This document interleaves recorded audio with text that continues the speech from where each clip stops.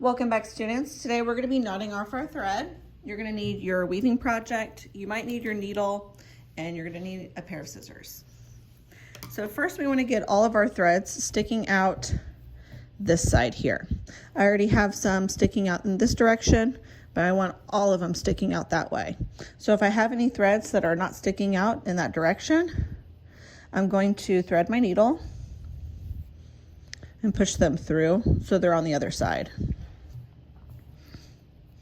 One of the reasons I had you guys keep little tails like this is so as you're creating your design, you can decide which is the front and which is the back, because you want all of these extra threads sticking out the back side so the front side looks really nice. Some of you will need your needle for this and some of you won't. Okay, so as I thread my needle, I just fold these little threads in half and push them through to the other side.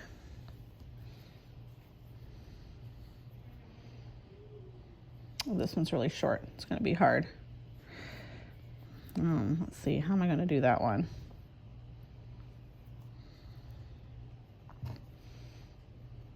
Actually, bring that one down. Yeah, that looks nice. These two are kind of on the edge there. I think they're fine where they are. For this one, since this one's so short, let me twist it. Twisting. And I'm going to push it through instead. Okay? So if you do have a really short one, which I know some of us do, kind of twist that up, push it through so it sticks out the other side. Okay. So now that looks really nice.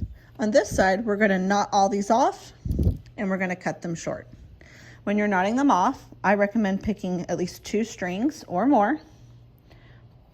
Some students want to tie it like a bow. You can do that. You can do a wraparound. So that's when you go in a loop and then you bring your string through that loop. This is the way I like to do it the most.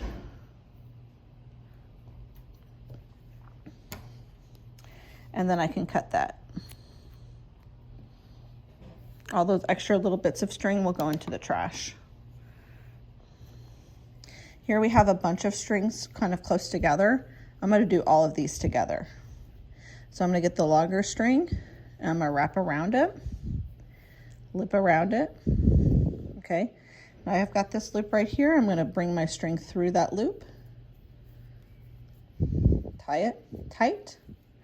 I do recommend if you can double knot it. So here I have 2. I've got them gathered into 2 sections. I've got my little loop here around my finger. I'm going to bring one of those 2 sections through the loop so it's double knotted. That's going to really hold tight.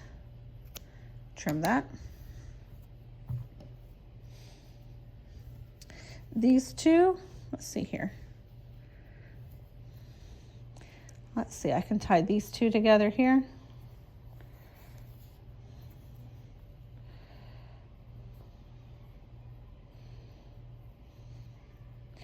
There's so many different ways to make a knot, and you get to really just explore and try different things today with that. Here's some ends. These 2 pieces, I can just knot these off together. There's one. I want to go ahead and do it a second time. If you have enough time, if you have enough time and enough string, go ahead and knot it off twice. That's going to be even better. It's going to hold that much stronger. Here we are. I'm almost done. I've got this one up here with my very first string I added to this project.